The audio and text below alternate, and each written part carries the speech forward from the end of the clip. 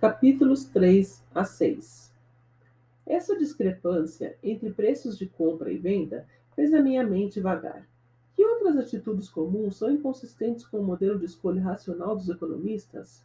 Após começar a prestar atenção, brotaram tantos exemplos que comecei a fazer uma lista no quadro negro do meu escritório. Eis uns poucos que descrevem o comportamento de alguns dos meus amigos. Jeffrey e eu conseguimos ingressos gratuitos para um jogo de basquete profissional em Buffalo, cidade que, em clima normal, fica a 1 hora e meia de carro de Rochester, onde moramos. No dia do jogo, caiu uma assombrosa nevasca. Decidimos não ir, mas Jeffrey comenta que, se tivéssemos comprado os caros ingressos, teríamos enfrentado a tempestade e tentado ir de carro até o jogo. Stanley apara a grama todo fim de semana e fica com uma terrível rinite alérgica. Pergunto a ele por que não contrata um garoto para aparar o gramado. Stan diz que não quer pagar $10. Pergunto a ele se apararia a grama do vizinho por 20. Stan responde que não, claro que não. Línia está comprando um rádio-relógio.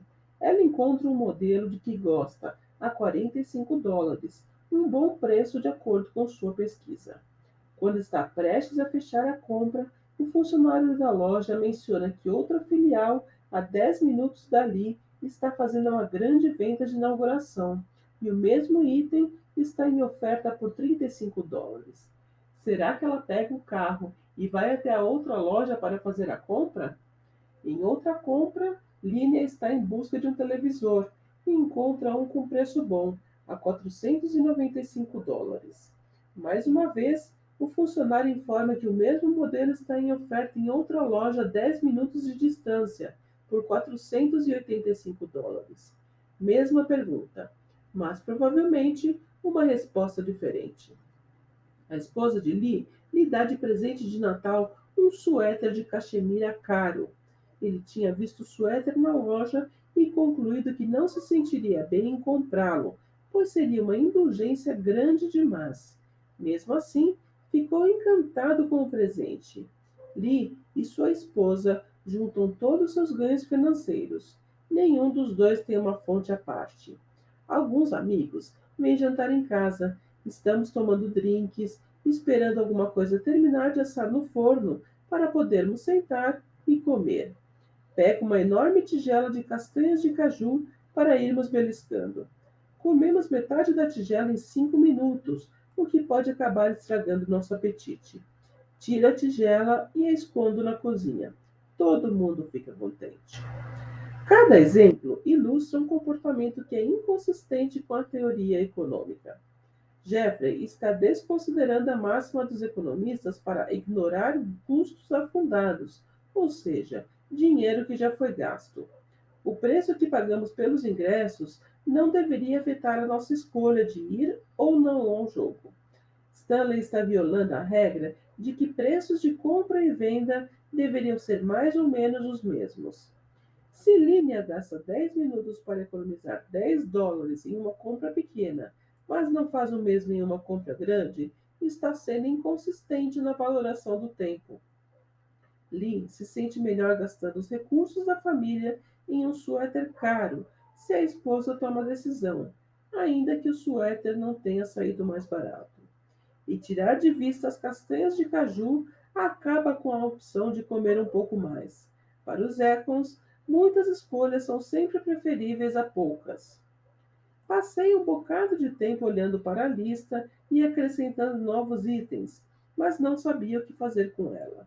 Coisas idiotas que as pessoas fazem não é um título satisfatório para um artigo acadêmico.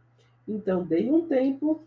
No verão de 1979, Sherry e eu fomos a uma conferência perto de Monterey, Califórnia. Estávamos lá para falar sobre o valor de uma vida. O que tornou a conferência especial para mim foi a presença de dois psicólogos, Baruch Fischoff e Paul Slovic. Ambos estudavam como as pessoas tomam decisões. Foi como descobrir uma nova espécie. Eu nunca tinha conhecido ninguém no meio acadêmico com o histórico deles. Acabei dando a Fischoff uma carona para o aeroporto. No caminho, ele me disse que havia completado seu PhD em psicologia na Universidade Hebraica, em Israel.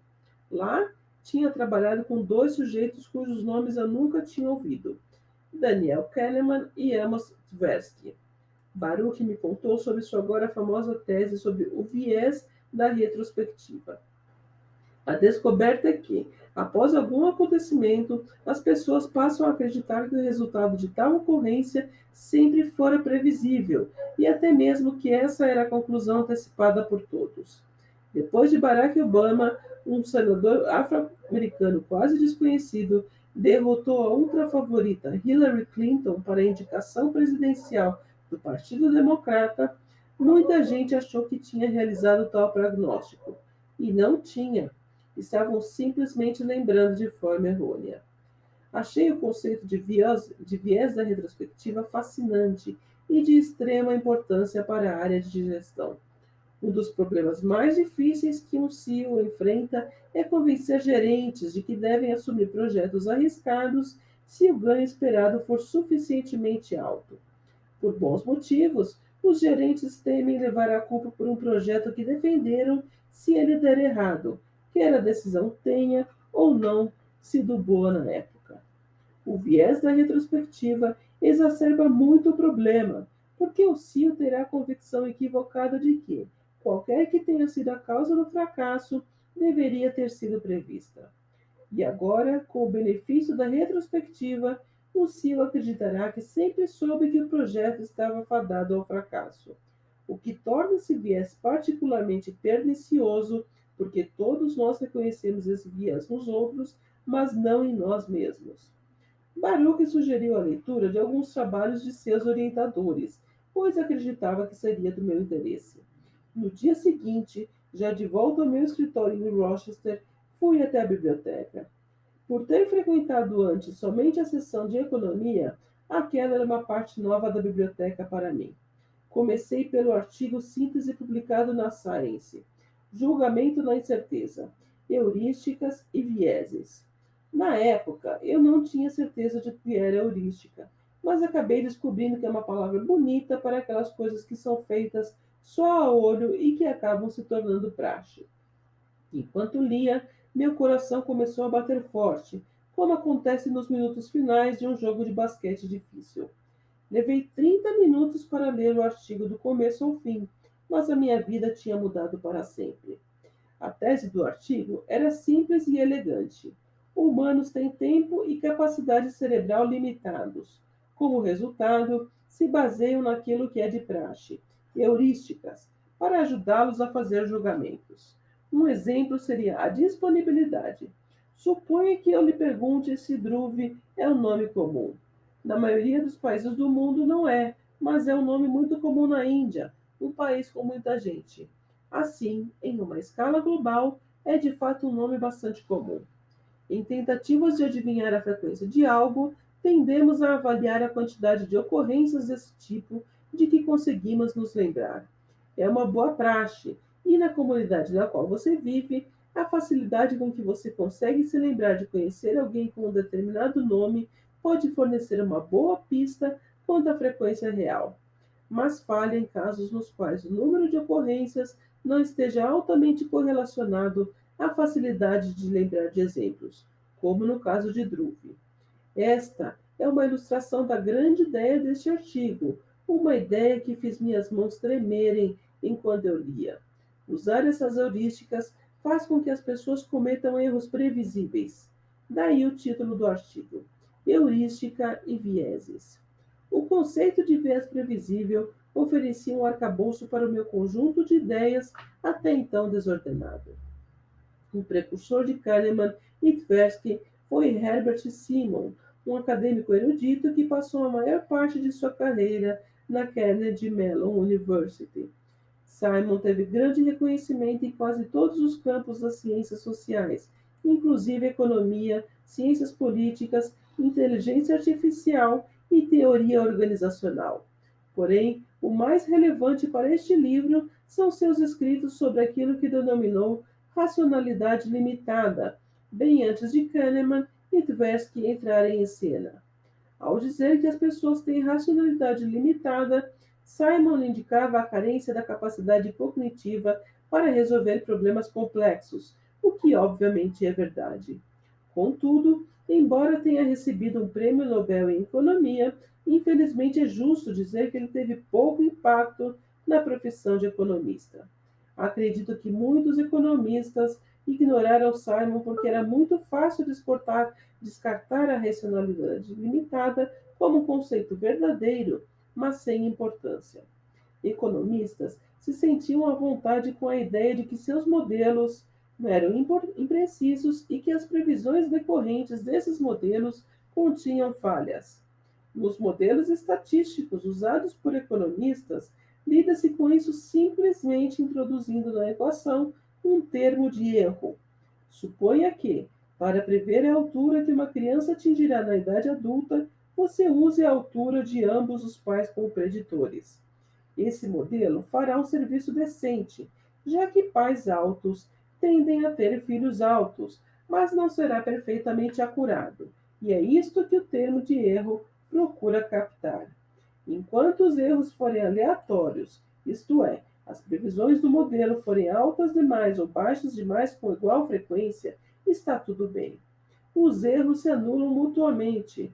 Era este o raciocínio dos economistas para justificar por que os erros produzidos pela racionalidade limitada poderiam ser ignorados com segurança. E voltamos ao modelo totalmente irracional. Kahneman e Tversky estavam alertando que estes erros não eram aleatórios. Pergunte às pessoas se nos Estados Unidos as mortes por arma de fogo decorrem mais de homicídio ou de suicídio, e a maioria chutará homicídio, mas na realidade há quase o dobro de mortes por armas de fogo por suicídios do que por homicídios. Este é um erro previsível. Mesmo questionando um grande número de pessoas, os erros não se cancelarão na média. Embora eu não tenha dado pleno valor a isto na época, os insights de Kahneman e Tversky me impulsionaram um pouquinho adiante, de modo que fiquei a apenas um passo de fazer algo sério com a minha lista. Cada um dos itens da lista era um exemplo de viés sistemático. Os itens da lista tinham outra característica digna de nota. Em cada caso, a teoria econômica tinha uma previsão altamente específica em relação a algum fator-chave, tal como a disponibilidade de castanhas de caju ou o valor pago pelos ingressos do jogo de basquete, sobre o qual dizia que não teria influência nas decisões. Eram todos fatores supostamente irrelevantes, ou FSIs. Grande parte do trabalho subsequente em economia comportamental tem sido mostrar que FSIs são, na verdade, altamente relevantes em previsões de comportamento, muitas vezes aproveitando os vieses sistemáticos sugeridos pelo artigo de Tversky e Kahneman de 1974. Agora a lista é extensa, ultrapassando de longe o que estava escrito no meu quadro negro muito tempo atrás. Passei algumas horas empolgantes lendo tudo que Kahneman e Tversky tinham escrito juntos e deixei a biblioteca com a cabeça girando. Capítulo 4. Teoria do valor.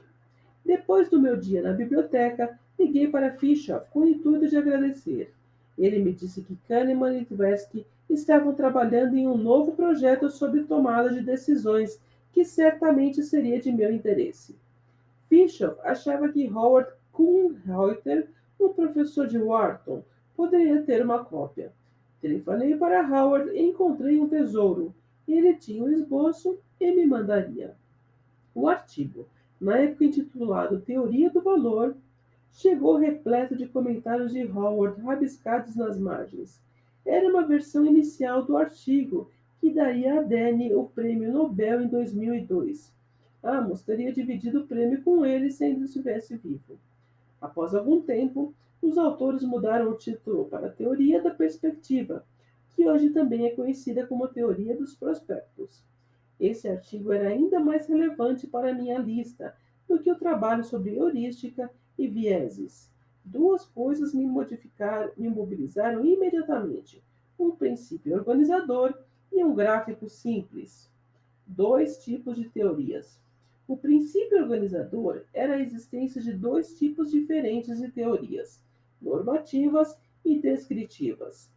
Teorias normativas prescrevem um jeito correto de pensar sobre algum problema. Por correto, não me refiro ao sentido moral, mas à consistência lógica, semelhante àquela determinada pelo modelo otimizador no cerne do raciocínio econômico, às vezes chamado de teoria da escolha racional. Esse é o único sentido que darei ao termo normativo neste livro. Por exemplo, o teorema de Pitágoras é uma teoria normativa de como calcular o comprimento de um lado de um triângulo retângulo, se conhecidos o comprimento dos outros dois lados. Caso você use qualquer outra fórmula, estará errado. Eis um teste para ver se você é um bom pensador intuitivo pitagórico. Considere dois trechos de uma ferrovia, cada um com 1 quilômetro de comprimento, com as extremidades encostadas uma na outra. Os trilhos estão pregados nas outras extremidades, mas soltos no ponto em que se encostam. Agora, suponha que o dia fique quente e os trilhos se expandam, 1 centímetro cada trecho. Como estão presos ao chão pelas extremidades externas, só podem se expandir, erguendo-se como uma ponte levadiça. Além disso, esses trilhos são tão rígidos que conservam sua forma retilínea ao subir. Isso é para facilitar o problema, então pare de reclamar das premissas irrealistas. Eis a questão. Considere apenas um dos lados da ferrovia. Temos um triângulo retângulo com uma base de 1 quilômetro, uma hipotenusa de 1 quilômetro, mais 1 centímetro. Qual é a altura? Em outras palavras, quantos trilhos sobem acima do chão? Se você ainda se lembra da geometria do colégio, tem uma calculadora com a função raiz quadrada e sabe que a 100 centímetros em 1 metro e 1000 metros em 1 quilômetro, é capaz de resolver esse problema. Mas suponha que, em vez disso, você use a sua intuição. Qual é o seu palpite? A maioria das pessoas calcula que, como os trilhos se expandiram 1 centímetro, devem subir aproximadamente o mesmo valor, ou talvez até 2 ou 3 centímetros. A resposta real é praticamente 4,5 metros. Como é que chegamos a isso? Agora suponha que queiramos desenvolver uma teoria a respeito de como as pessoas respondem a essa questão. Se somos teóricos da escolha racional, vamos pressupor que as pessoas darão a resposta correta, e por isso usaremos o teorema de Pitágoras tanto no nosso modelo normativo quanto no descritivo, concluindo que as pessoas dirão algo próximo a 5 metros. Seria uma previsão terrível para o desenvolvimento da teoria, pois 2 centímetros é a resposta mais comum. Esse exemplo atinge a raiz do problema entre a economia tradicional e o avanço conceitual oferecido pela teoria da perspectiva. A teoria econômica naquela época, e a maioria dos economistas de hoje, usa uma única teoria tanto para propósitos normativos quanto para descritivos. Considere a teoria da firma. Essa teoria, um representante simples do uso de modelos com base em otimização, estipula que empresas atuam de modo a maximizar lucros, ou o valor da empresa. Elaborações adicionais da teoria simplesmente detalham como isso deve ser feito. Por exemplo, uma empresa deve fixar preços de maneira que o custo marginal se iguale à receita marginal. Quando economistas usam o termo marginal, isto quer dizer apenas incremental. Assim, essa regra implica que a empresa continuará produzindo até o ponto em que o custo do último item produzido seja exatamente igual ao incremento de receita trazido.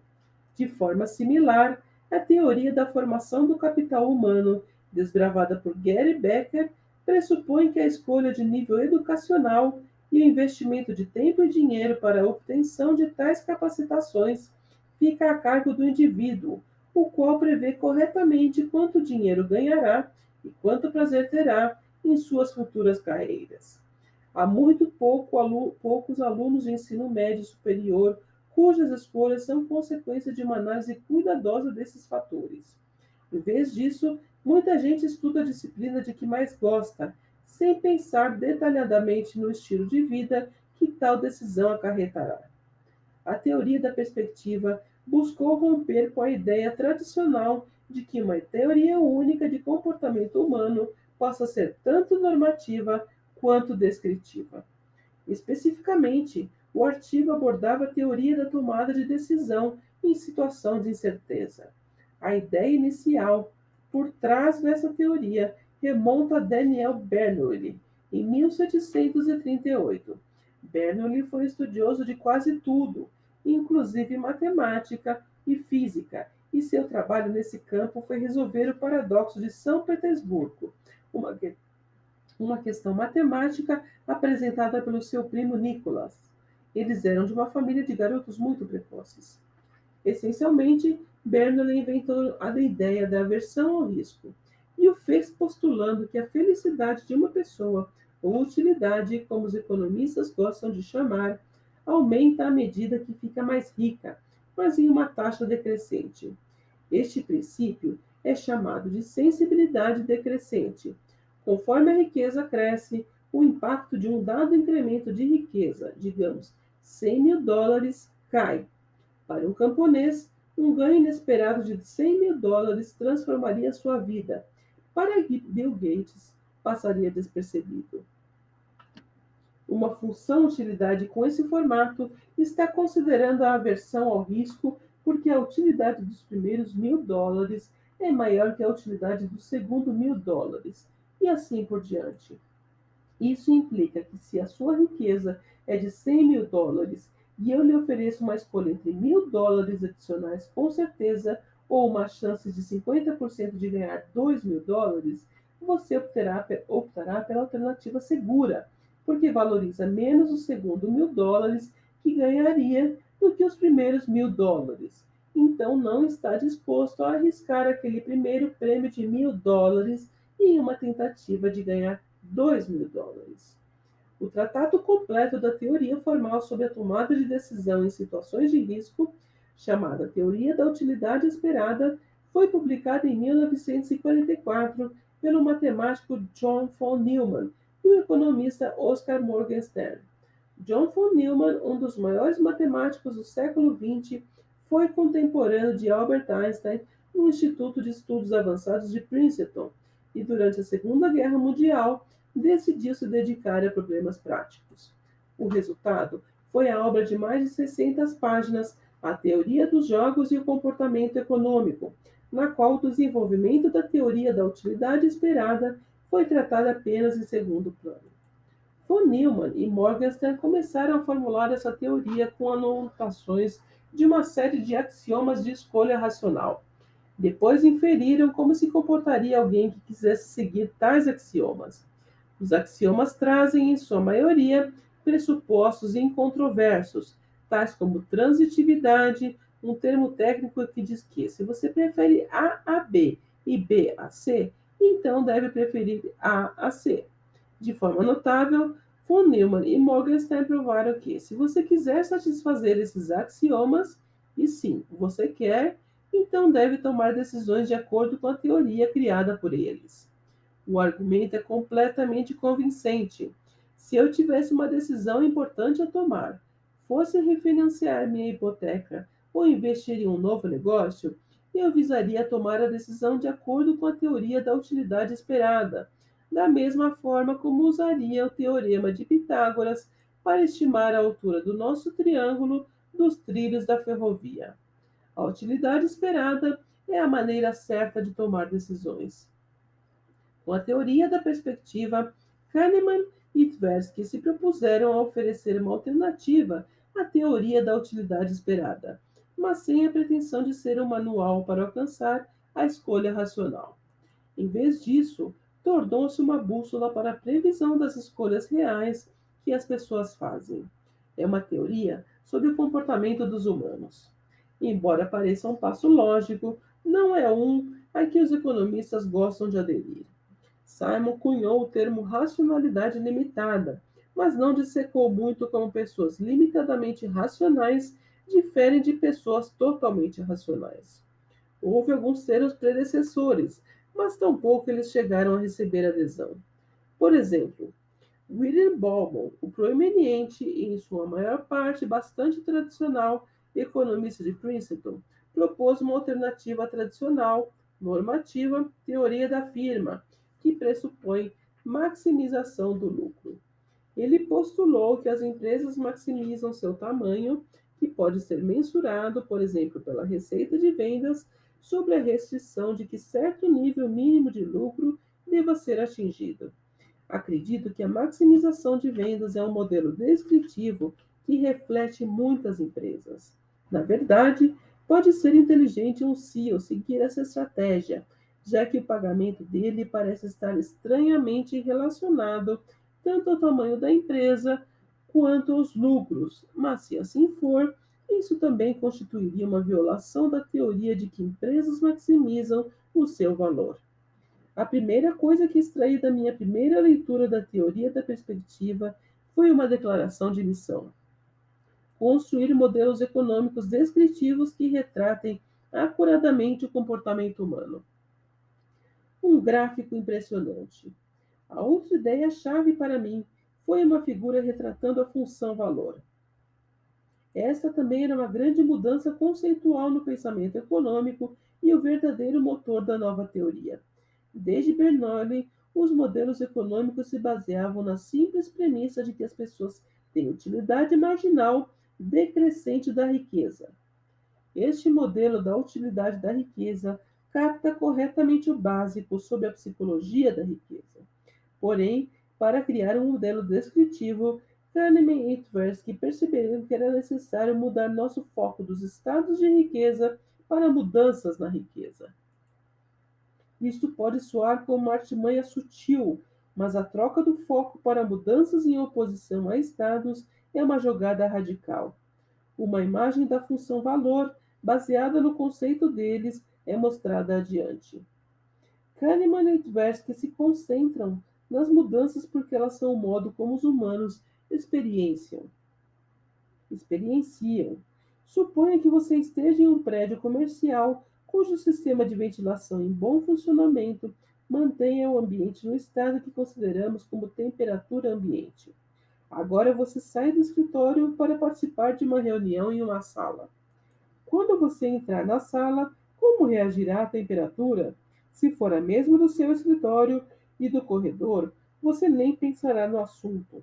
Só notará se a sala estiver especialmente quente ou fria em relação ao resto do prédio.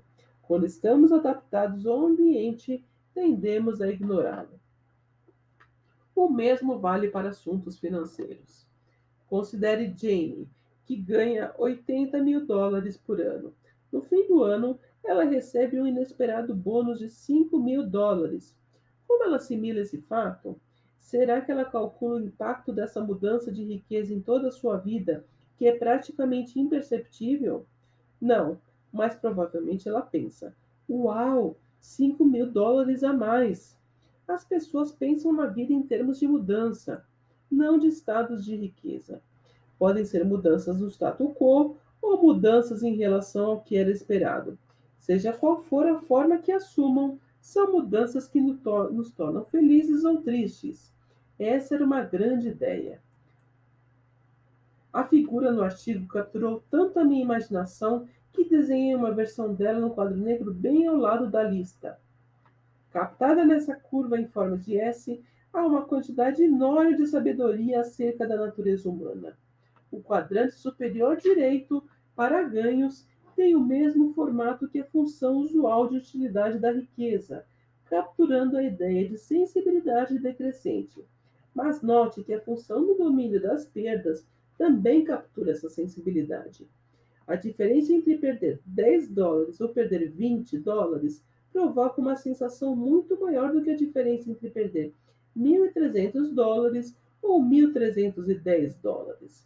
Esse ponto difere do modelo padrão porque, a partir de determinado estado de riqueza mostrado na figura 3, as perdas são capturadas descendo pela linha de utilidade da riqueza, evidenciando que cada perda se torna cada vez mais dolorosa.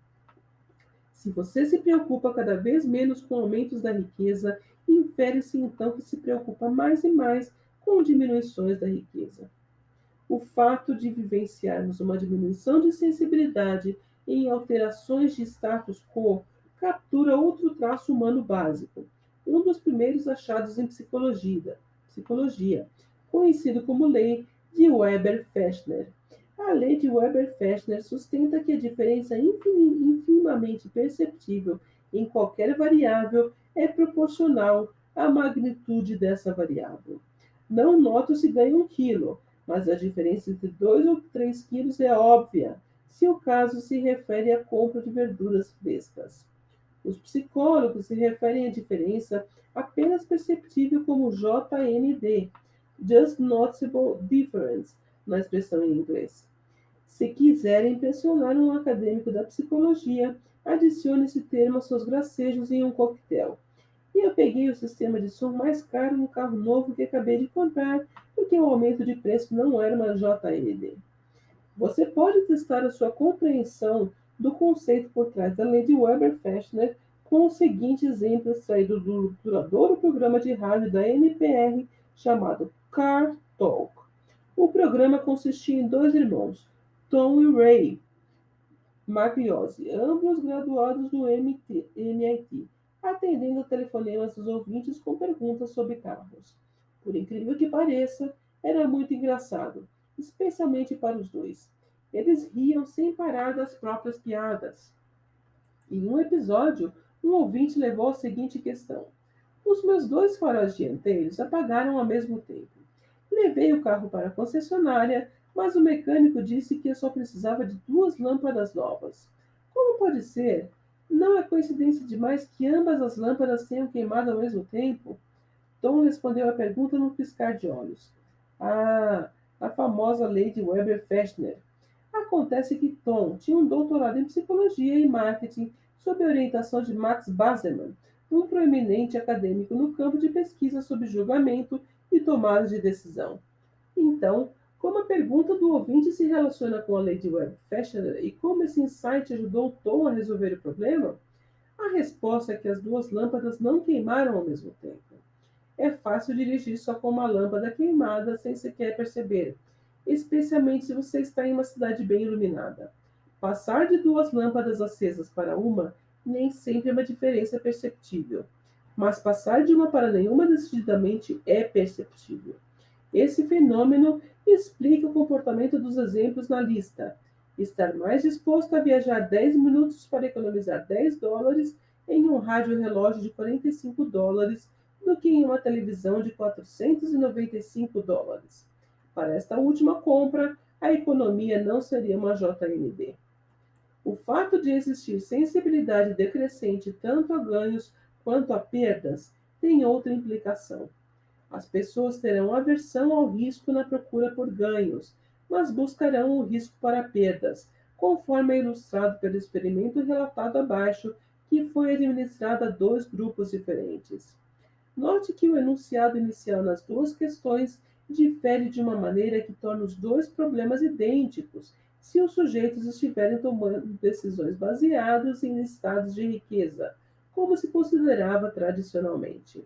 A porcentagem de sujeitos escolhendo cada opção é mostrada entre colchetes, que eu direi para vocês. Problema 1. Presuma que você hoje fique mais rico em $300. É dada a você uma escolha entre um ganho seguro de $100 ou 72%. Uma chance de 50% de ganhar $200 e uma chance de 50% de perder zero, ou 28%.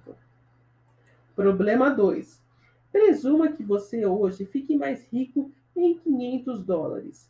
É dada a você uma escolha entre uma perda segura de $100 ou 36%, uma chance de 50% de perder $200 e uma chance de 50% de perder zero, ou 64%.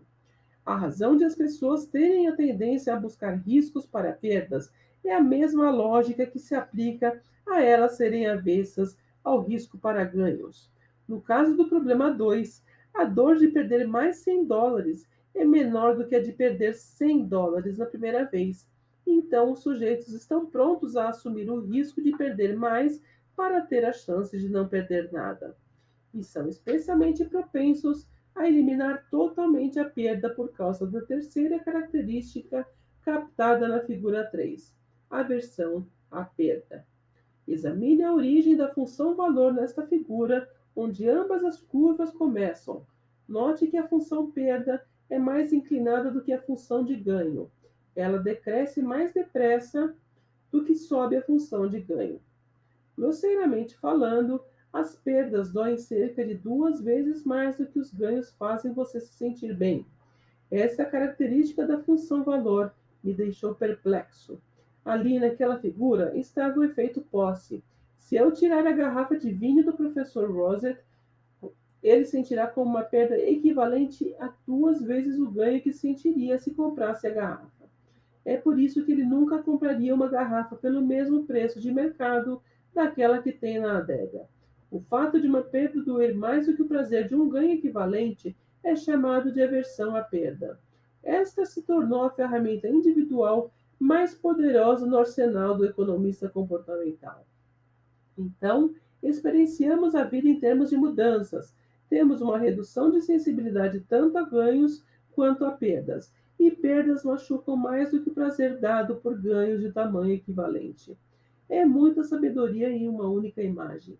Mal sabia eu que estaria brincando com esse gráfico pelo resto da minha carreira. Capítulo 5. California Dreaming. O sonho da Califórnia.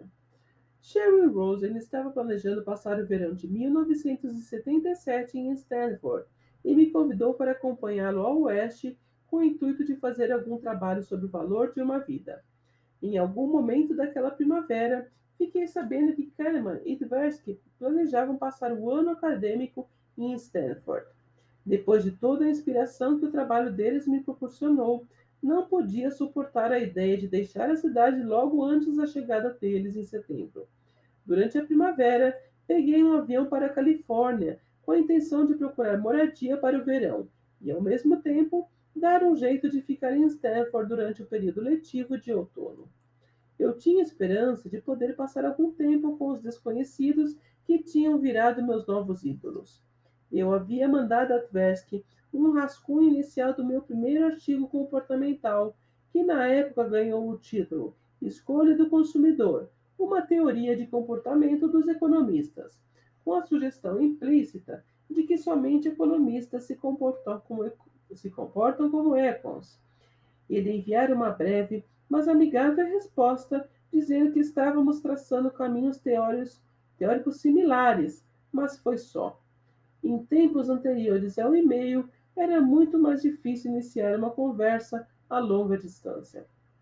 Passei alguns dias rogando e implorando pelo campus algum tipo de cargo para visitantes, mas não consegui nada nos primeiros dias. Estava prestes a desistir quando tive uma conversa com o célebre economista de saúde Victor Fuchs, que era diretor do National Bureau of Economic Research, NBER, a agência de pesquisa econômica de âmbito nacional onde Sharon e eu trabalharíamos. Dei a Victor minha melhor declamação sobre a lista, heurísticas e vieses, teoria da perspectiva e sobre os deuses israelenses que estavam prestes a baixar em Stanford. Victor ficou intrigado, ou simplesmente com pena de mim, e se ofereceu para me incluir na sua verba durante o semestre. Depois que cheguei a Stanford, em julho, Victor e eu tínhamos discussões frequentes sobre as minhas ideias pouco convencionais, e em pouco tempo ele estendeu sua oferta para pagar meu salário até o verão seguinte. A família Teller fez uma despreocupada viagem de carro pelo país em junho, visitando parques nacionais pelo caminho, e o passeio me proporcionou tempo para deixar minha mente vagar sobre maneiras de combinar psicologia e economia. Qualquer tópico era passível de análise. Por exemplo, suponha que eu precise dirigir 400 quilômetros. A que velocidade devo dirigir? Se a velocidade máxima por lei for de 80 quilômetros por hora e eu for a 90 quilômetros por hora, chegaremos ao nosso destino 33 minutos antes, o que parece ser uma boa economia de tempo para arriscar uma multa por excesso de velocidade. Mas quando faltarem apenas 40 quilômetros, economizarei somente 3 minutos guiando mais rápido. Isto parece não valer a pena, mas então Será que devo diminuir a velocidade à medida que for chegando mais perto do meu destino? Isso não pode estar certo, especialmente porque amanhã vamos pegar o carro de novo e seguir viagem. Eu não deveria ter uma política uniforme para a viagem inteira? Ponha na lista. O último desvio no nosso caminho foi Eugene, Oregon, para ver Baruch Fischoff e Paul Slovic, os psicólogos que deflagraram o meu interesse nessas ideias. Enquanto a família explorava a cidade, eu batia papo com Baruch, Paul e Sarah Lichtenstein, sua colaboradora. Em visita ao centro, também estava presente Maya Bar Hillel, uma psicóloga que, assim como Fischoff, havia estudado com Kahneman e Tversky no curso de pós-graduação. Todos eles entrariam para o meu time informal de tutores em psicologia nos próximos anos. No fim do verão, o clã de psicologia de Kahneman e Tversky chegou com toda a sua força. Amos e sua esposa, Bárbara, visitaram o departamento de psicologia de Stanford.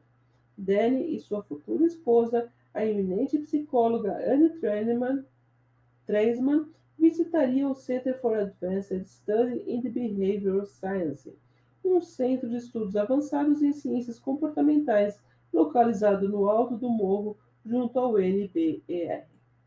Victor Fuchs organizou o almoço em que ambos, Danny e eu, nos encontramos pela primeira vez. Não lembro muita coisa desse encontro, exceto que eu estava nervoso. Creio que foi o volúvel Vic que manteve a conversa em andamento. Para mim, o mais importante foi ser apresentado a eles no almoço, o que me deu a desculpa necessária para subir a colina e aparecer por lá em visita a Danny. O escritório de Tversky era no campus, muito longe para dar as caras sem mais nem menos. Tversky e eles estavam terminando o artigo, àquela altura chamado Teoria da Perspectiva, e eu às vezes simplesmente entrava na sala enquanto estavam trabalhando. O primitivo sistema telefônico do centro fazia com que fosse mais fácil subir a colina do que ligar para Danny e ver se ele estava por lá. Às vezes, quando eu dava uma parada para ver Danny, encontrava os dois trabalhando, montando a versão final da teoria da perspectiva. Quando estavam escrevendo, com Danny no teclado, examinavam detalhadamente todas as sentenças, discutindo cada palavra. Suas conversas eram uma estranha mistura de hebraico e inglês. Uma troca de ideias em uma língua podia de repente mudar para outra, sem tomada de consciência da guinada. Às vezes, a troca para o inglês parecia relacionada com o uso de termos técnicos como aversão à perda, para os quais não tinham se dado ao trabalho de inventar equivalentes em hebraico. Mas fracassei em gerar uma teoria para explicar por que faziam a troca no sentido contrário. Teria ajudado saber um pouco de hebraico. Eles passaram meses lapidando o artigo. A maioria dos acadêmicos considera as ideias iniciais da pesquisa a melhor parte, e conduzir a pesquisa em si é quase igualmente divertido. Mas poucos apreciam o trabalho de redação, e isso é visível. Chamar de enfadonho um texto acadêmico é dar crédito demais. No entanto, para muitos, um texto enfadonho é uma medalha de honra. Escrever com leveza sinaliza que você não leva seu trabalho a sério, e os leitores também não devem levar. Teoria da perspectiva não pode ser considerada uma leitura fácil, mas o texto é cristalino por causa da interminável edição de ambos e a permanente meta de ambos de deixar tudo certo. Danny e eu logo adquirimos o hábito de dar passeios pelas colinas perto do centro, simplesmente para conversar. Éramos igualmente ignorantes e curiosos em relação ao campo um do outro, de modo que nossas conversas ofereciam muitas oportunidades de aprendizagem. Um aspecto dessas sessões de aprendizado mútuo envolvia compreender como pensam membros de outra profissão e o que é preciso para convencê-los de alguma descoberta. O uso de questões hipotéticas oferece um bom exemplo. Toda a pesquisa de Kahneman e Tversky, até aquele ponto, se assentava sobre cenários simples, tais como: imagine que, além de tudo que você possui agora, ganhe mais $400.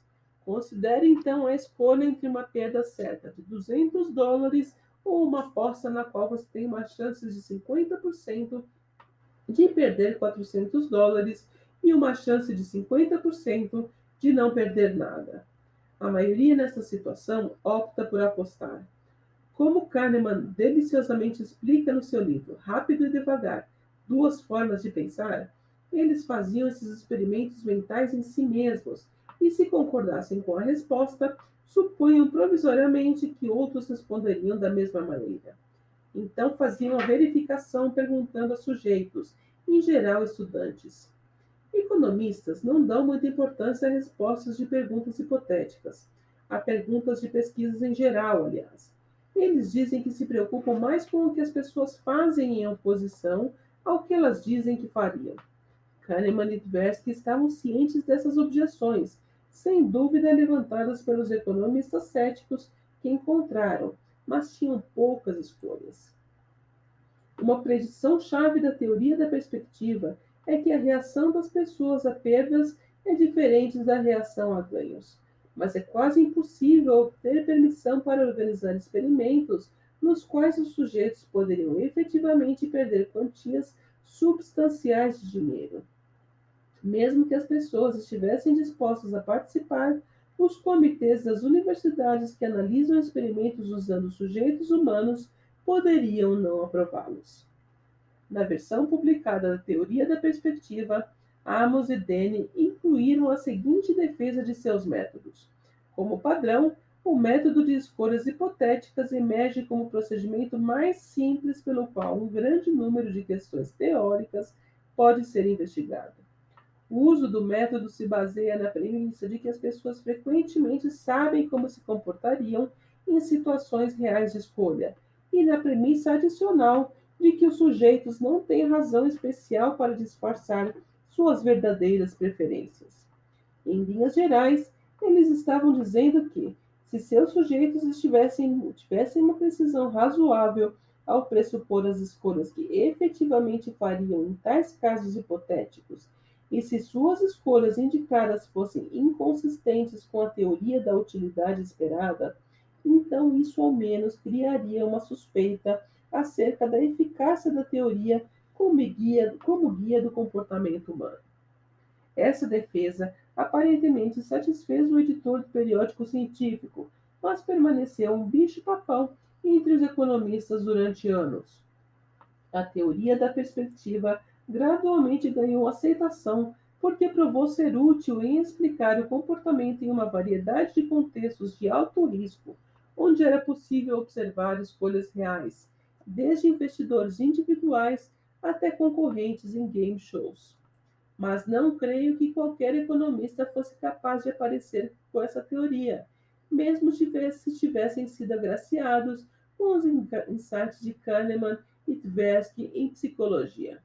Uma falta de disposição para se basear em questões hipotéticas os teria impedido de aprender as nuances de comportamento que Kahneman e Tversky foram capazes de discernir. Achei libertadora a ideia de que podia simplesmente fazer perguntas às pessoas e levar suas respostas a sério. Até então, os itens da lista eram meramente experimentos mentais. Parecia óbvio para mim que, se os leitores se confrontassem com um dos meus exemplos hipotéticos, verificariam sua intuição e então concordariam que o comportamento existe. Isto, obviamente, era algo ingênuo. E, embora o método de pesquisa não fosse considerado qualificado, seguramente era melhor do que um levantamento das minhas próprias intuições.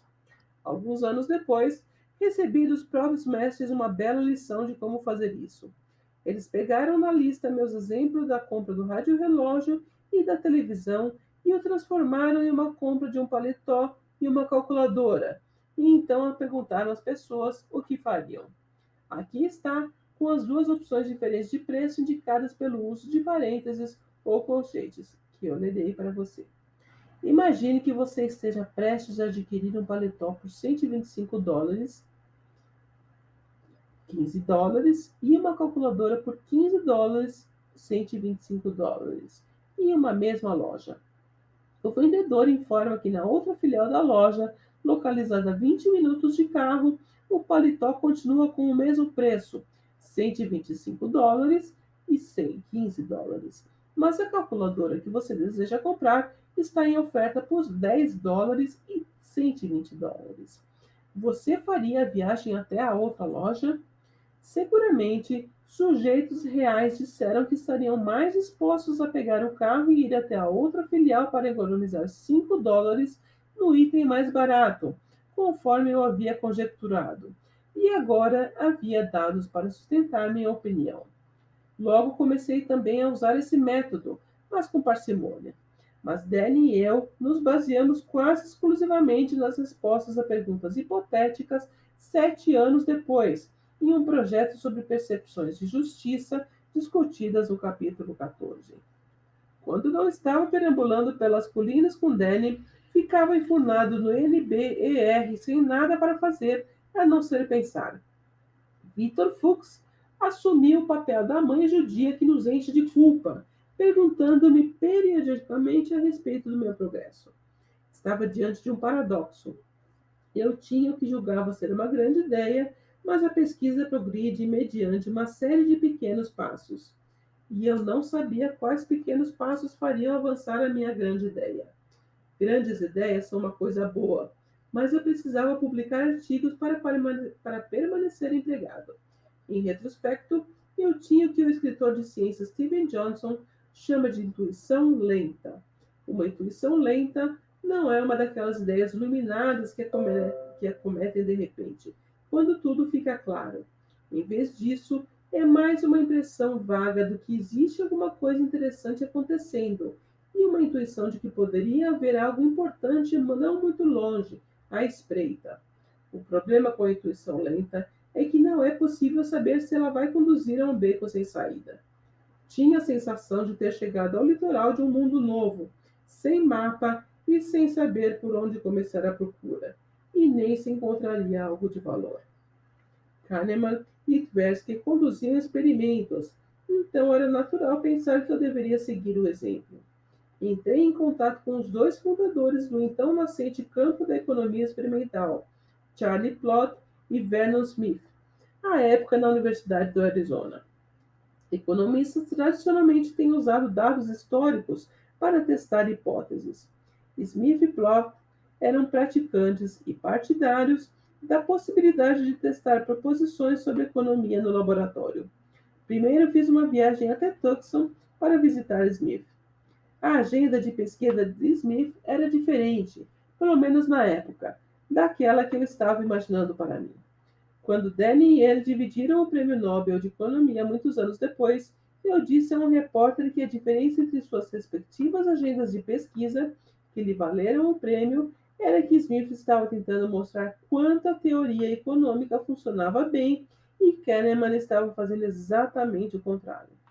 Na época em que eu visitei, Smith advogava usar algo que chamava de metodologia do valor induzido.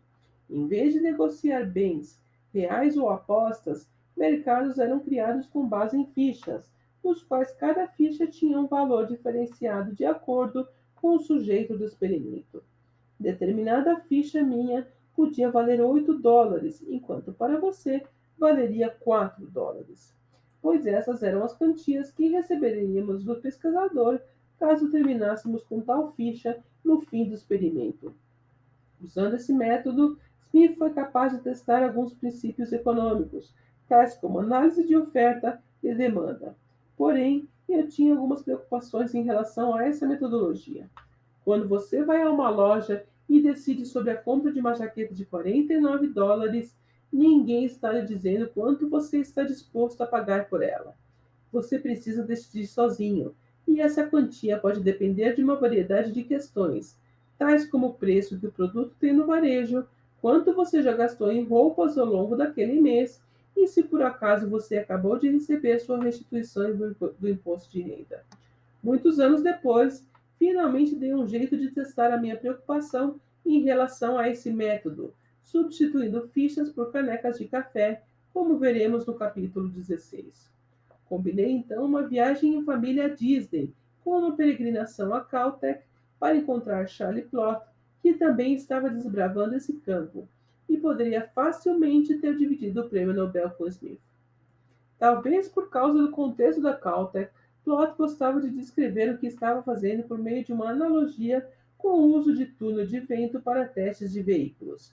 Em vez de mostrar no laboratório que os princípios básicos da economia funcionavam, ele estava mais interessado em testar o que acontecia quando as regras do mercado eram alteradas. Charlie, para quem a palavra tagarela parece ter sido inventada, também era caloroso e amigável. Por mais gentis e impressionantes que Smith e Plot tenham sido, eu não estava pronto para me declarar como sendo exclusivamente, ou mesmo prioritariamente, um economista experimental. Eu queria estudar comportamento e permanecer de mente aberta para as técnicas que utilizaria. Planejava montar experimentos quando esse método parecesse ser o melhor modo de observar comportamentos, ou às vezes apenas para fazer perguntas às pessoas, mas também queria estudar o comportamento das pessoas em seus habitats naturais. Só faltava descobrir como fazer isso. Em algum momento durante o meu ano em Stanford, decidi que ia mergulhar nessa nova aventura.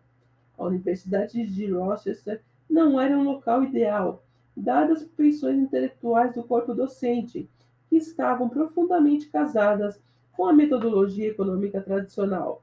Então procurei outro lugar.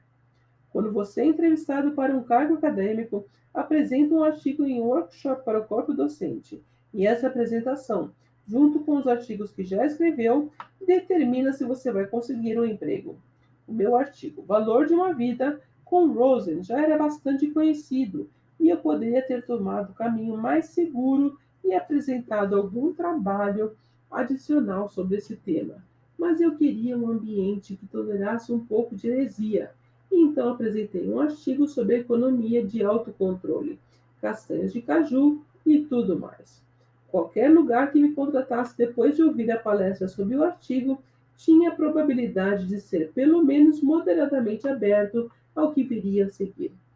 Felizmente, chegaram ofertas de Cornell e Duke, e eu optei por Cornell. A minha nova mudança estaria a 140 quilômetros de distância de Rochester. Capítulo 6. A manopla. Aceitei o emprego em Cornell mais ou menos na metade da minha estada em Stanford e começaria lá em agosto de 1978. Eu tinha trabalho a fazer em duas frentes. Primeiro, tinha de produzir pesquisas que mostrassem o que podíamos aprender a partir da nova abordagem que eu estava sugerindo. Segundo, e igualmente importante, eu tinha de ser capaz de oferecer respostas convincentes para uma série de objeções desqualificatórias que escutaria praticamente toda vez que apresentasse a minha pesquisa. Economistas tinham seu jeito de fazer as coisas e resistiam a mudanças, ainda que a única razão para isso fosse por terem investido anos construindo seu aposento particular naquele edifício. Esse fato ficou claro para mim em uma das primeiras conferências em que ministrei uma palestra sobre minha recente linha de pesquisa. Durante o período de perguntas e respostas que se seguiu, um conhecido economista levantou a seguinte questão: se eu levar a sério o que você está dizendo, o que devo fazer?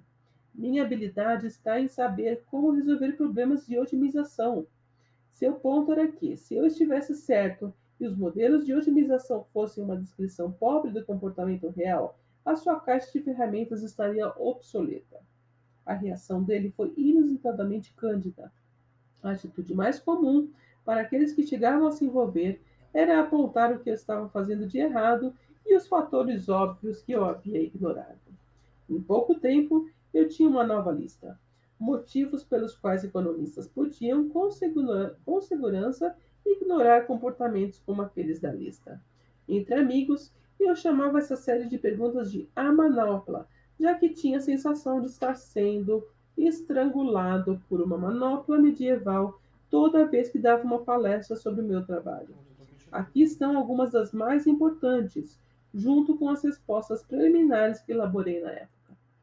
Em certa medida, as pessoas estão até hoje argumentando sobre esses pontos. Eles reaparecerão ao longo do livro. Como se um dos passaforas mais proeminentes tinha apenas duas palavras: como se. Resumidamente, o argumento é que os economistas, mesmo que as pessoas sejam incapazes de resolver os problemas complexos propostos por eles, se comportam como se elas fossem capazes. Para entender a crítica como se, é proveitoso dar uma pequena recordada na história da economia. A disciplina passou por uma espécie de revolução depois da Segunda Guerra Mundial. Economistas liderados por Kenneth Arrow, John Hicks e Paul Samuelson aceleraram a tendência de empregar maior formalidade matemática à teoria econômica. Os dois conceitos centrais de economia permaneceram os mesmos, a saber, que agentes otimizam e que os mercados atingem um equilíbrio estável, mas os economistas ficaram mais sofisticados em sua habilidade de descrever soluções para os problemas de otimização, bem como em determinar as condições sob as quais o mercado atinge o equilíbrio. Um exemplo é a chamada teoria da firma, que se resume em dizer que as empresas maximizam lucros ou preços de ações. À medida que os economistas modernos começaram a especificar seu sentido preciso, alguns objetaram com base no argumento de que gestores de verdade não eram capazes de resolver tais problemas. Um exemplo simples era chamado de análise marginal. Conforme mencionado no capítulo 4, uma empresa lutando para maximizar lucros estabelecerá o preço e a produção em um ponto em que o custo marginal seja igual à receita marginal. A mesma análise se aplica à contratação de funcionários. Continue a contratar até que o custo do último trabalhador seja igual ao incremento de receita que este trabalhador produz. Esses resultados podem parecer bastante inócuos, mas no fim dos anos 1940, um debate enfurecido ocorreu no American Economic Review sobre se gestores reais e efetivamente se comportavam dessa maneira. O pontapé inicial do debate foi dado por Richard Lester, um audacioso professor assistente em Princeton. Ele teve a coragem de escrever aos proprietários de empresas de manufatura para pedir que lhe explicassem seus processos de decisão sobre quantos trabalhadores contratar e qual o volume a ser produzido. Nenhum dos executivos relatou algo semelhante a igualar na margem. Primeiro, não pareciam pensar sobre o efeito de mudanças nos preços de seus produtos, ou a respeito de mudar o que pagavam aos trabalhadores. Contrariando a teoria, não pareciam considerar que mudanças nos salários afetassem tanto as decisões de contratação quanto o volume de produção. Em vez disso, informaram que tentavam vender o máximo possível de produtos e aumentar ou diminuir a força de trabalho para atender a esse nível de demanda. Lester termina seu artigo corajosamente. Este artigo levanta graves dúvidas quanto à validade da teoria marginal convencional e as premissas sobre as quais ela se assenta. O time de defesa da teoria marginal era comandado por Fritz Marshall, que estudava na Universidade de Buffalo na época e se juntou mais tarde a Lester em Princeton, talvez para continuar o debate pessoalmente. Marshall jogou para escanteio os dados da pesquisa de Lester, argumentando que economistas não estão realmente interessados no que as pessoas dizem que estão fazendo. A teoria não demanda que empresas calculem explicitamente custos e receitas marginais, argumentava ele, mas suas ações, mesmo assim, se aproximarão das preditas pela teoria.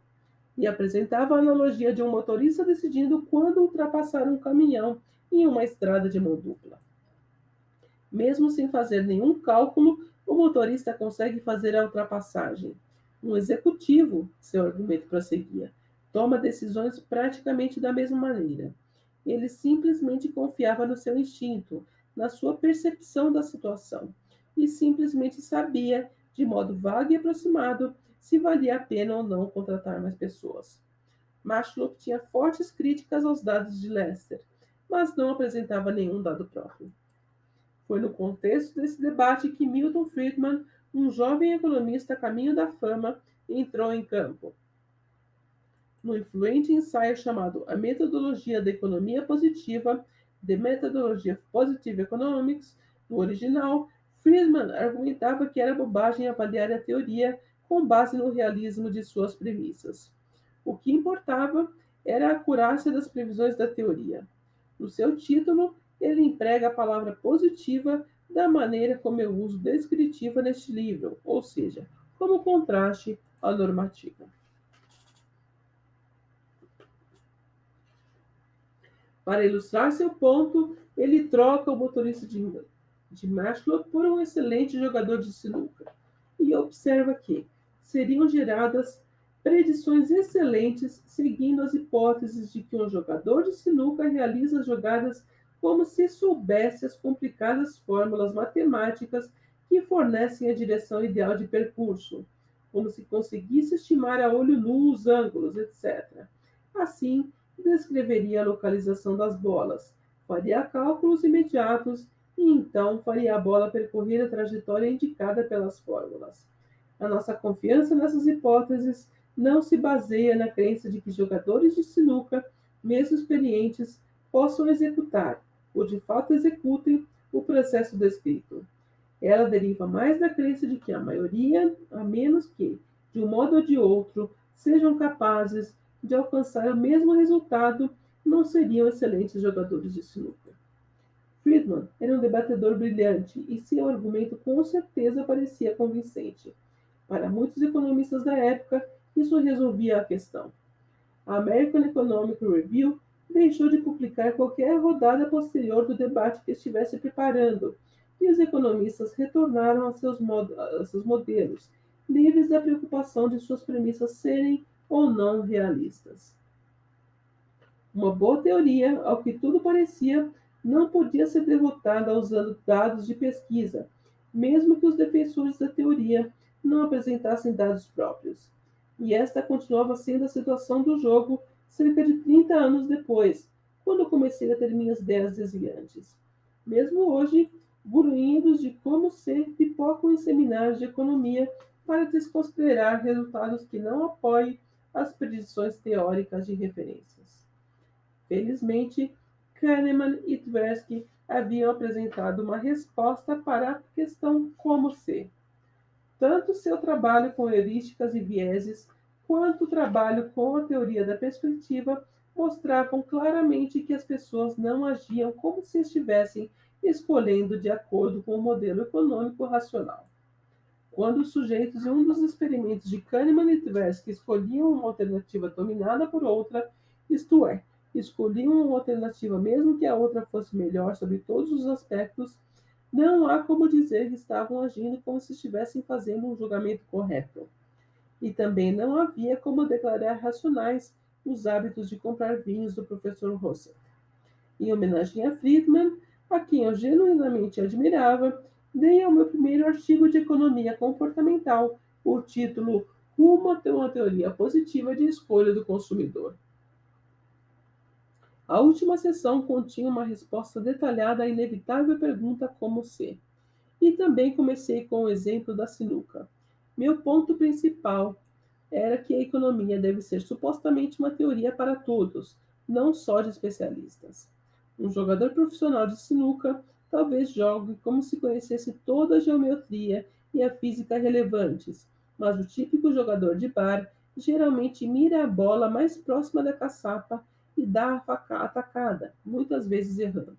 Se é para termos teorias úteis sobre como pessoas comuns fazem compras, poupam para a aposentadoria, procuram um emprego ou preparam um jantar, é melhor que essas teorias não pressuponham que as pessoas se comportem como se fossem especialistas. Não jogamos xadrez como um grande mestre, nem investimos com Warren Buffett, nem cozinhamos como um chefe. É mais provável que cozinhemos como Warren Buffett, que adora fast food. Mas uma réplica rápida para a crítica como ser estava longe de ser suficiente. Para ganhar o debate, eu precisaria de fortes evidências empíricas que convencessem os economistas. Até hoje, a expressão evidência de questionário raramente é ouvida em círculos econômicos sem o necessário adjetivo mera. Claro, esse desdém é não científico. Dados em pesquisas de intenção, que provém simplesmente de perguntar às pessoas em que candidatos estão planejando votar, produz previsões de acurácia ímpar, quando usadas com cuidado por estatísticos habilidosos como Nate Silver. O aspecto mais interessante dessa atitude anti-questionário é que muitas variáveis macroeconômicas importantes são produzidas por levantamentos como esses. Por exemplo, a imprensa norte-americana fica obcecada com o anúncio mensal dos mais recentes dados de empregos, com economistas de ar sério convidados a interpretar os números. De onde vêm esses dados numéricos sobre empregos? vem de levantamentos conduzidos pelo censo. A taxa de desemprego, uma das variáveis básicas no modelamento macroeconômico, também é determinada a partir do levantamento que pergunta às pessoas se estão à procura de trabalho. No entanto, usar os dados publicados de taxa de desemprego não é considerado uma falha em macroeconomia. Pelo visto, os economistas não se importam com dados estatísticos, contanto que tenham sido coletados por alguma outra pessoa que não o pesquisador. Em 1980, entretanto, as questões referentes a levantamentos estatísticos não eram capazes de vencer os resmungos como se seria necessário trazer para a cena alguns dados apropriados que demonstrassem que as pessoas tinham um comportamento desviante em suas escolhas na vida real. Incentivos. Economistas botam muita fé em incentivos. O argumento diz que se a bolada aumenta, as pessoas terão maior incentivo para pensar mais, pedir ajuda ou fazer o que for necessário para resolver o problema do jeito certo. Era típico dos experimentos de Kahneman e Tversky serem feitos com nada em jogo. Para os economistas, isso indicava que podiam ser tranquilamente ignorados. E quando incentivos reais eram introduzidos em um contexto de laboratório, eram somas pequenas, apenas alguns dólares. Seguramente, dizia-se com frequência, se os incentivos aumentassem, as pessoas fariam as coisas do jeito certo. Essa afirmação, sem qualquer sustentação em evidências, era tomada por verdadeira, apesar do fato de que nada na teoria ou na prática econômica indicasse um escopo exclusivo a problemas de larga escala. A teoria econômica deveria funcionar bem tanto na compra de pipoca quanto na de automóveis. Dois economistas da Caltech forneceram certa evidência inicial contra essa linha de ataque. David Greter e Charlie Plot, um dos meus tutores de economia experimental. Greter e Plot tinham deparado com uma pesquisa conduzida por dois dos meus mentores em psicologia, Sarah Lichtenstein e Paul Slovic. Lichtenstein e Slovic haviam descoberto reversões de preferência, um fenômeno que se revelava desconcertante para os economistas. Em poucas palavras, sujeitos eram induzidos a dizer que preferiam a opção A em vez da opção B, e também que preferiam B em vez de A.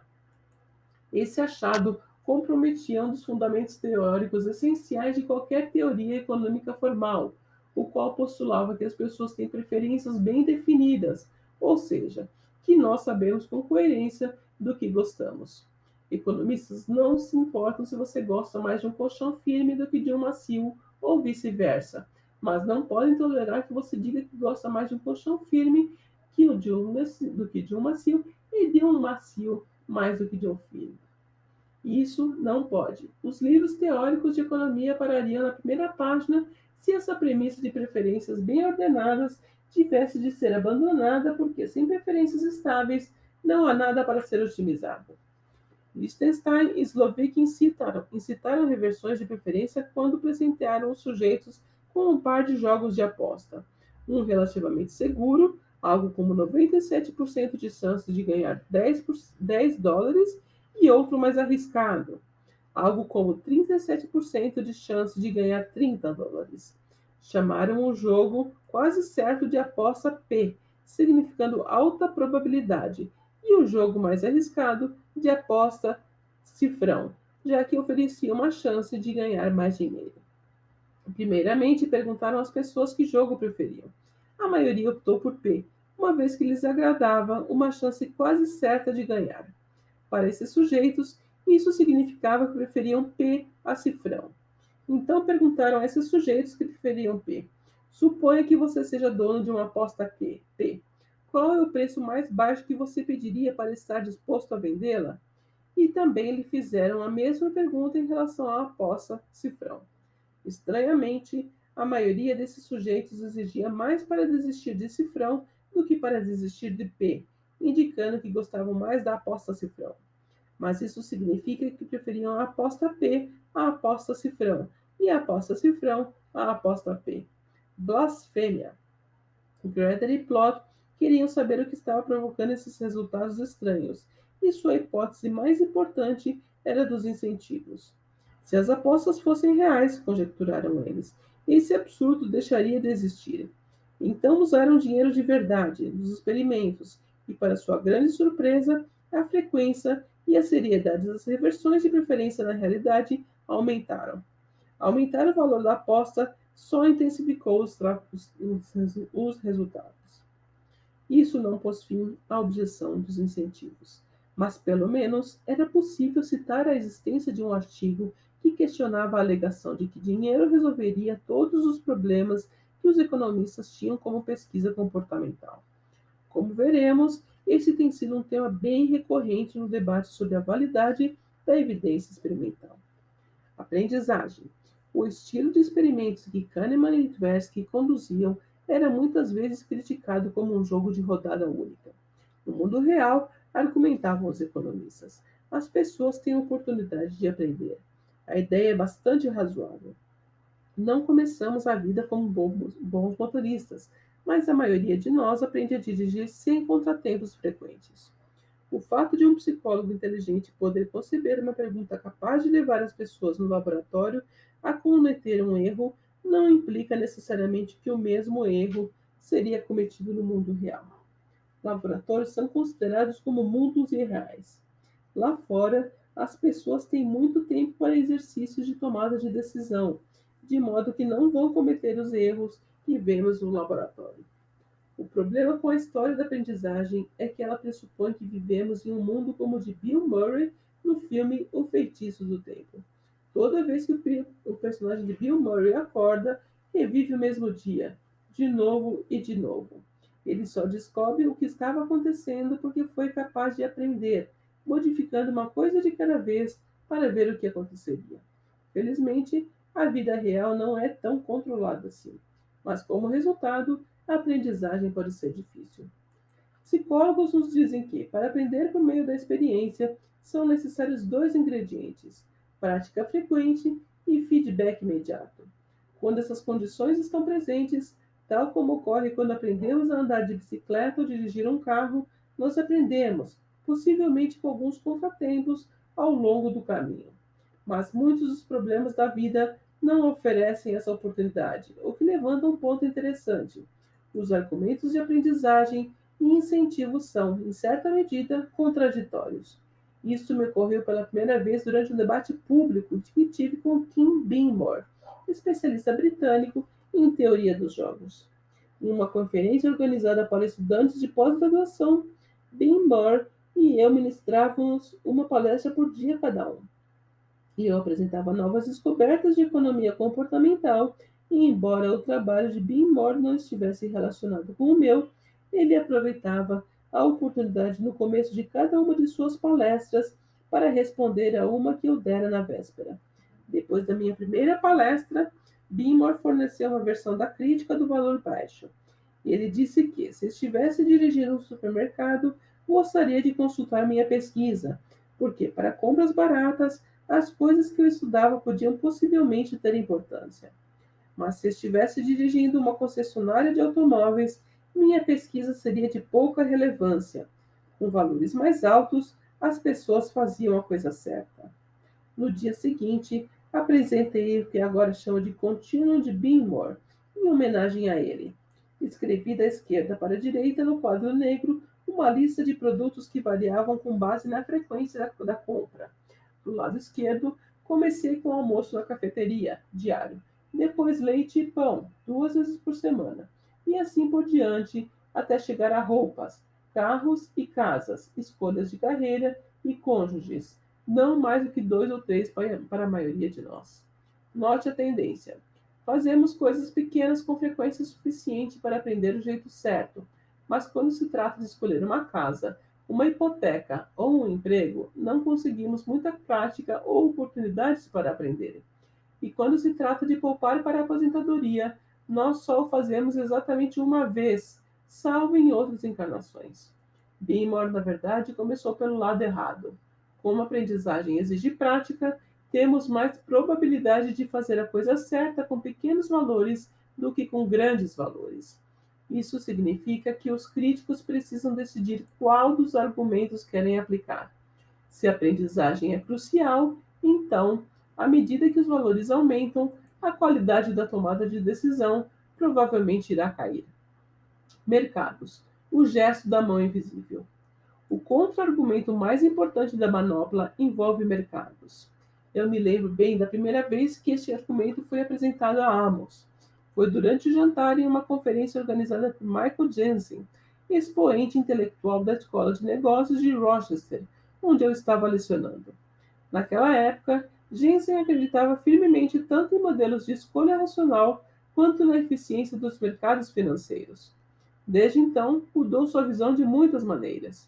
Creio que ele viu a conferência como uma chance de descobrir qual era todo aquele alvoroço em torno de Kahneman e Tversky, bem como uma oportunidade de colocar na linha dois psicólogos confusos. No decorrer da conversa, ambos pediu a Jensen para avaliar as capacidades de tomada de decisão da sua esposa. Mike logo começou a nos regalar com histórias das ridículas decisões econômicas que ela tomava, como comprar um automóvel caro e então se recusar a dirigi-lo porque tinha medo de que sofresse um amassado. Então Amos perguntou a Jensen acerca de seus alunos, e Mike reclamou dos erros bobos que eles cometiam, queixando-se de quanto eram lerdos para entender os conceitos econômicos mais básicos. À medida que mais vinho era consumido, as histórias de Mike iam ficando melhores. Então Amos veio com um golpe fatal.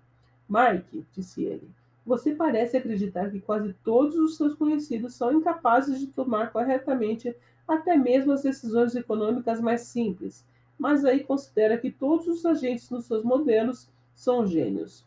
O que está vendo? Jensen permaneceu imperturbável. Amos, disse, você simplesmente não entende. Então deslanchou em um discurso que atribuiu a Milton Friedman.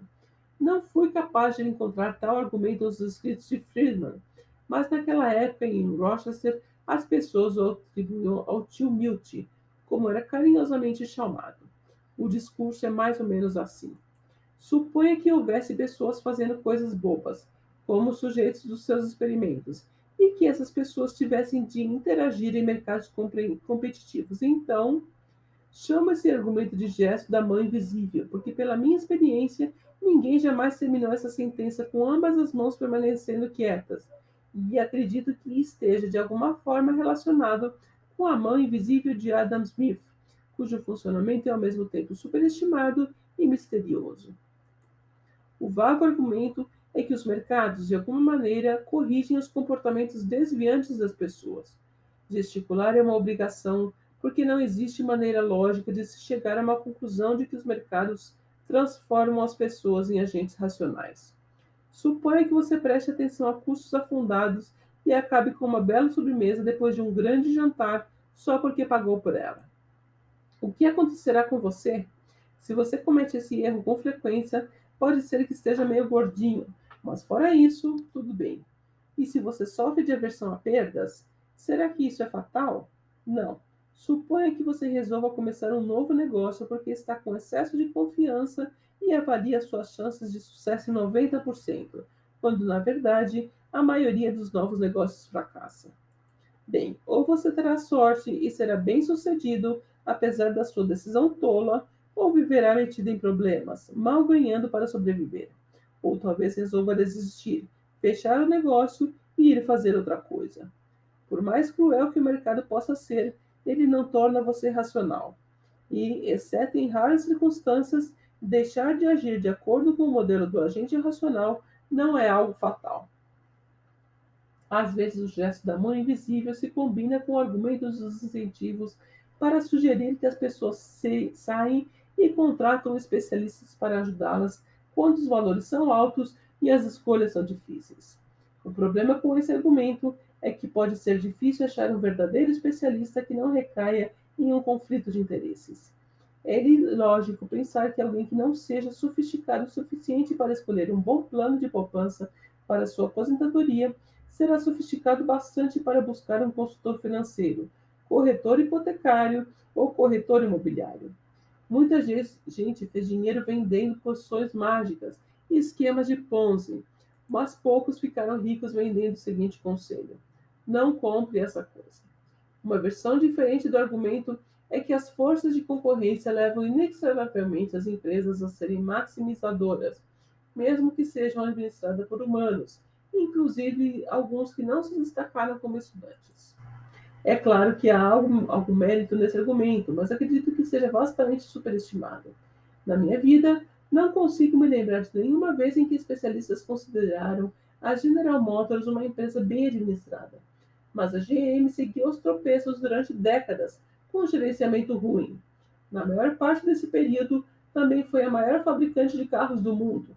Talvez tivesse desaparecido da economia global em 2009 após a crise financeira, mas com auxílio de um resgate do governo, é agora a segunda maior fabricante de carros do mundo, um pouquinho atrás da Toyota e pouco à frente da Volkswagen.